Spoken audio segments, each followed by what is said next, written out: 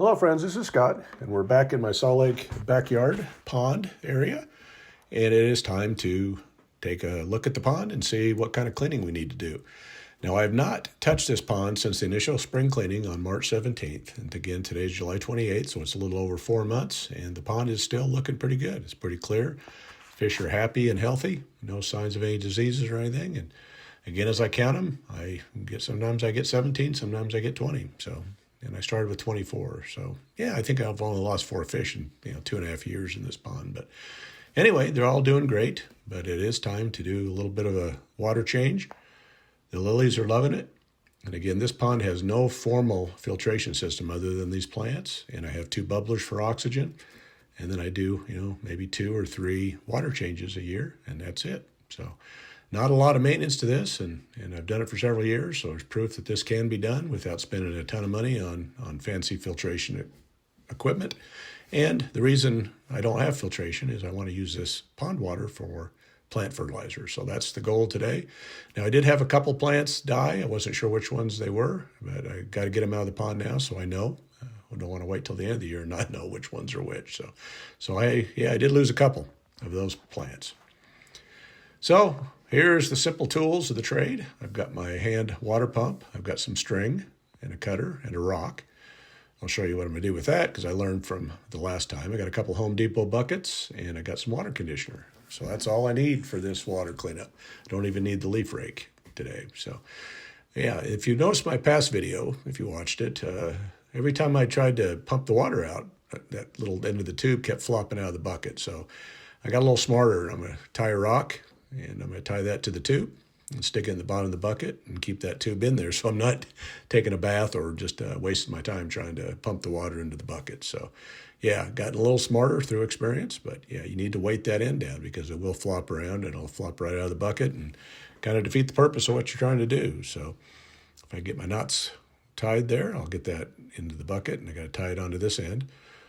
And again, I'm just using simple knots, but I did still have some faux pas with this. I had the string come loose a few times. So I think not using a round rock next time might be the ticket. Get a rock with a little bit of a shape to it that you can tie a better knot on. But anyway, so I just stick the rock in the bottom of the bucket, and I get my hand pump. And here's where the work starts. I've got to get all this pumped up. And the goal is I'm going to fill one bucket up, and then I'm going to split that bucket half and half, and I'm going to use a 50-50 mixture with water. I'll fill it up with just tap water, and then I'll use it to fertilize plants. So, you could even dilute it more, but I think with this liquid fertilizer, I'm not going to burn anything. I'm going to be fertilizing, bigger plants, berries and trees and fruit trees today. So I'm going to use a 50-50 ratio and try to give them some fertility, because that's one thing this yard's lacking a little bit is some fertility. It's been a long time garden, and I'm not always been up on being able to keep the organic matter where it needs to be and the fertility. So as I see over the years, this garden has kind of went downhill a little bit in the fertility section. So this fertilizer should perk everything up. And, I've got lots of fruit on the trees, from peaches to pears to Asian pears to apples. And the berries are doing well. So this will really perk them up, I think, and give them a good bit of nutrition. So that's the goal, and again, it takes a few pumps and get a little bit of exercise too to get this done, but not a big deal. But I've almost got that bucket full, and then we'll do what we need to do to get it split down into the 50-50 ratio. Again, I do suck up a little bit of crap off the bottom. You got to clean your filter a little bit, but so there we go. It's pretty dark looking stuff, but that looks pretty nutritious, I think. So yeah, so I'll haul these buckets up to where the hose is, and I'll just fill them up. And again, I put this pond in mainly because I did want to create a fertilizer source for plants. Trying to do it on the cheap, not having to spend a bunch of money at the home improvement stores for fertilizer, and I don't want to use chemical fertilizer. So sometimes you have to. It depends on what you're doing, but I'm trying my best to not use any chemical fertilizers. Now down at the hobby farm, I've got comfrey, and I've got other types of compost and things that I can make with bubblers. I can make my own large quantity liquid fertilizer. So that's what I'll do down there. But up here, I'm just going to use the pond water and see how we do with that. So again, I just used it for the berries. I'll show you here, dumping a couple buckets into the blackberries, and there's some raspberries there also. The berries were a little bit weak this year, the plants look healthy, but I didn't get a ton of berries. So I think there's a fertility issue. So hopefully this will help.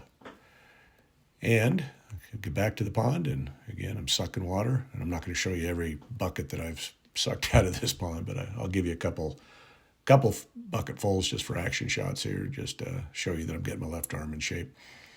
But yeah, it's not a hard process. Just takes a little bit of time. It probably took me an hour to do this whole project plus the video, getting the video ready. So that took me another hour.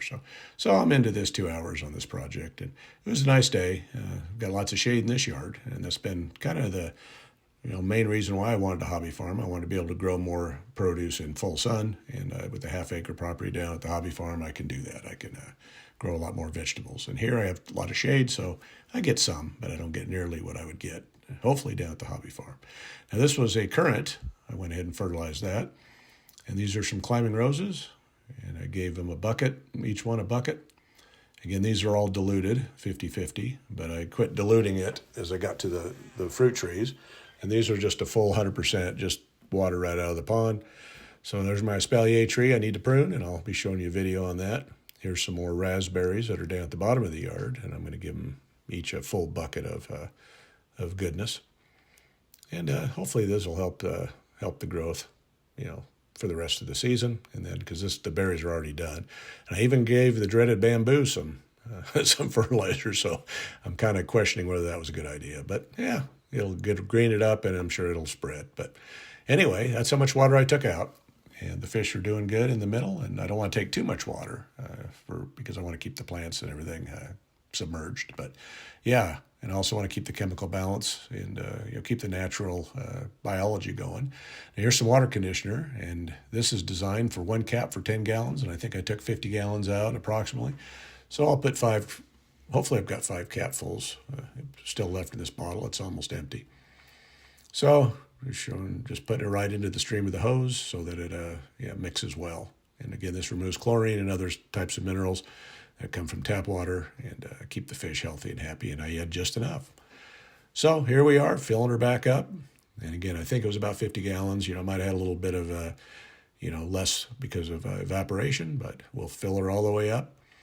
And as you know, I like to fill it all the way to the brim and beyond, because I like to take the hose and I like to spray out all the floating debris. So yeah, that's the best way to kind of clean the final crap off the surface. It's the scum and the little floaties. Just push them right out the side of the pond. So yeah, the pond is all done for what I'm going to do. I won't touch it again until fall, late fall, or mid to late fall, when it's before it gets too cold. I'll get out here and I'll clean it one more time and get these fish ready for winter. But even 10 minutes after I was done, the water's cleared up pretty good, and the fish, I threw a little food in there, and they're already feeding. So yeah, it's they didn't get traumatized at all with this type of a cleaning. Now, I am going to move these fish down to the hobby farm. That's the plan. I'm leery about putting a pond down there. I don't want to attract a bunch of wildlife into my garden. That'll just cause problems. But I think I have a place I want to put them. Build a new pond down there. And again, I'll do the same thing. I've done this. This is going on the 3rd year, and it works. So I'm just going to do a simple, just bubblers and maybe a little bit deeper pond. It's a little bit colder. And just so they have a little bit of place to go in the winter, and just keep the water moving. And yeah, these fish should do fine down at the hobby farm. But again, I got to figure out exactly where I'm going to put them, and I got to dig a pond and get them moved probably next spring. So that's the plan. Well, thanks for watching this video, and hope this shows you that you too can have a nice fish pond, and no stress, no fuss, no muss, not a ton of money. It's just it's an easy project. Thanks for watching.